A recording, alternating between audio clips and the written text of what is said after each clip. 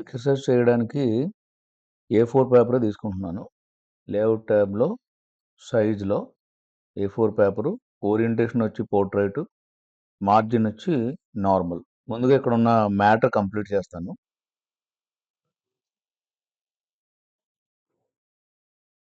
Line కోసం shift పట్టుకొని 4, 5 సార్లు హైఫన్ ప్రెస్ చేసి ఎంటర్ ప్రెస్ చేస్తే లైన్ వచ్చేస్తుంది.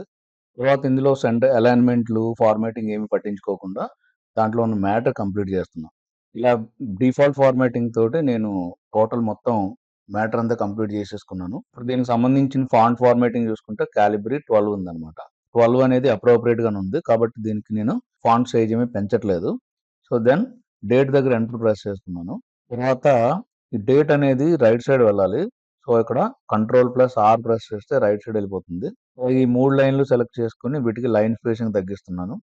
ఇక్కడ లైన్ స్పేసింగ్ ఆప్షన్‌లో 1.0 అండ్ అలాగే రిమూవ్ స్పేస్ ఆఫ్టర్ పారాగ్రాఫ్ తీసుకుంటున్నాను. అలాగే థాంక్స్ రిగార్డింగ్ అని ఉంది కదా! దానికి కొంచెం అటువైపు వెళ్ళాలనుకుంటున్నప్పుడు ట్యాబ్ ప్రెస్ చేసుకుంటున్నాను.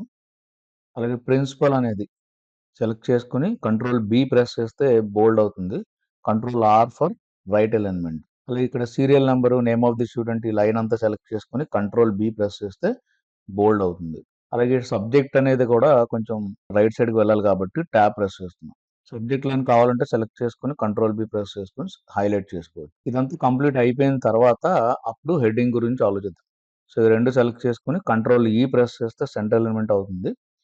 సో దీనికి మనం 11 సైజ్‌లో ఉంది ఇది. సో మీరు పెంచాలనుకుంటే ఒక 2, 3 పాయింట్స్ పెంచుకొని దీని తర్వాత సో రాజమండ్రి అనే దాన్ని హైలైట్ చేయాలి. దీన్ని సెలెక్ట్ చేసుకొని Ctrl+B ప్రెస్ చేసి బోల్డ్.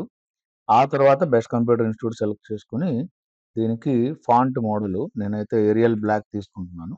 దీని తర్వాత టెక్స్ట్ కలర్ రెడ్ కలర్ తీసుకున్నాను. దాని తర్వాత Ctrl+Shift వాడి దానికి సైజ్ తీసుకున్నాం. ఇలా ఈ ఎక్సర్సైజ్ మనం జూమ్ అవుట్ చేసి చూసినప్పుడు ఇలాగా రావాలన్నమాట.